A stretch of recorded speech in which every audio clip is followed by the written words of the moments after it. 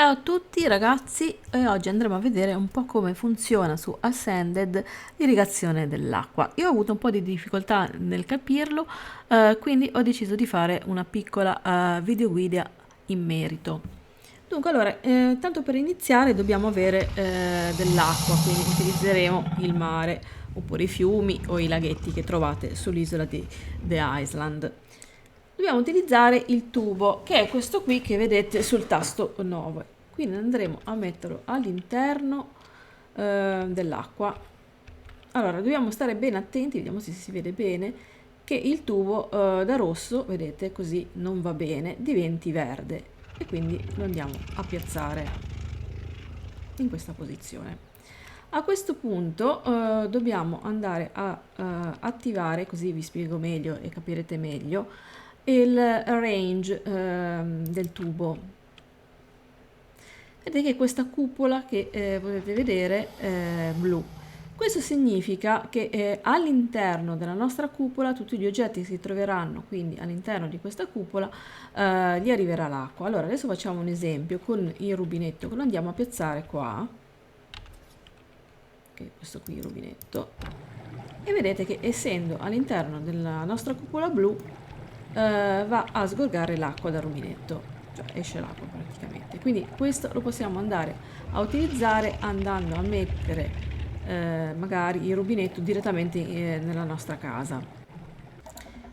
Vedete che laggiù c'è la nostra cupola blu, cioè la parte in cui arrivava l'acqua, però la nostra casa non è all'interno della cupola.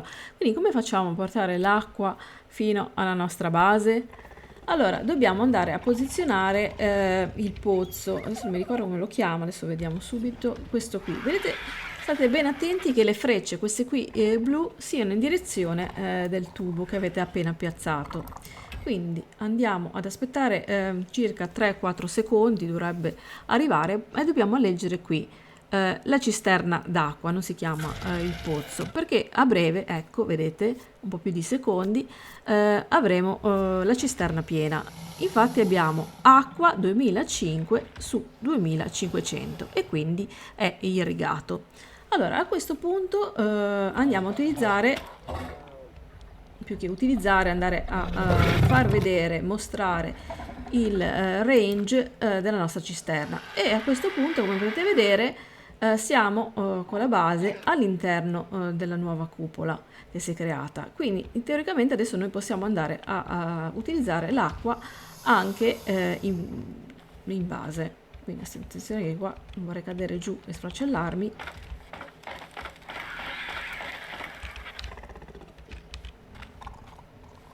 Allora, andiamo a vedere qui nella cucina. Arriva poco per... poco, vabbè, magari la sposterò un po' più in là. Vediamo.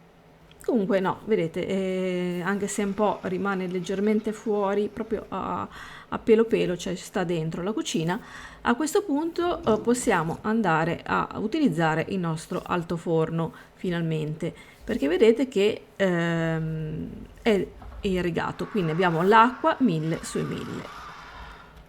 Proviamo ora a mettere magari qua, se vogliamo andare a bere, il rubinetto per vedere se funziona. Teoricamente a questo punto dovrebbe funzionare e vedete che sgorga l'acqua fuori, quindi questa cosa è utilissima da capire e da far funzionare per far arrivare l'acqua all'interno della vostra casa.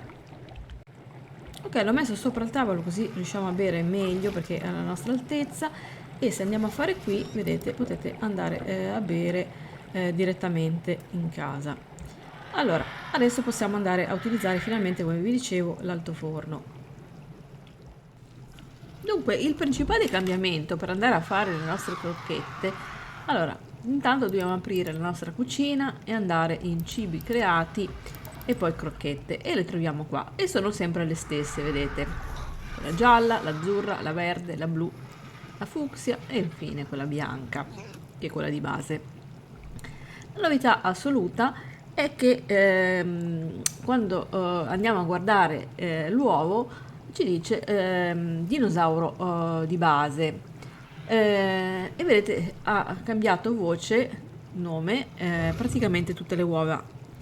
Qui si chiama eccezionale, dinosauro, eccetera.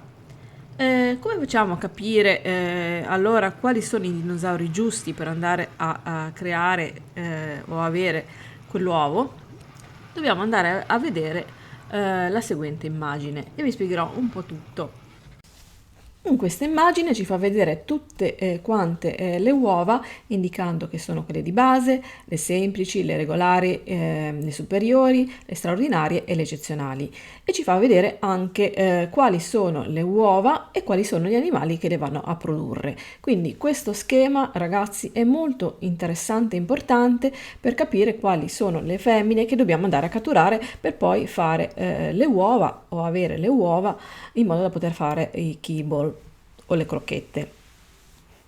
Dallo schema per fare quelle gialle servono le uova di Rex. Tanto io ho queste e quindi dovrebbero andare bene. Allora, sì, vedete, è diventato azzurro, quindi servono quelle uova lì. In questo caso poi per andare a fare la crocchetta eccezionale ci servirà il fiore raro, il chili focoso, la fibra e la miglior bacca, ma questo rimane invariato.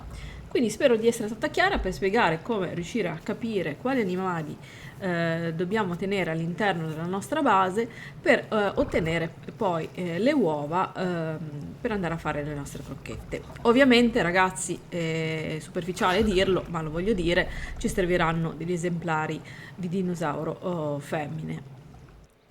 Se vi è sembrato utile questo video, mi raccomando mettete un bel mi piace, iscrivetevi al canale se ancora non l'avete fatto e se avete delle domande o delle richieste o qualcosa che non riuscite a capire, fatemelo sapere qui sotto nei commenti.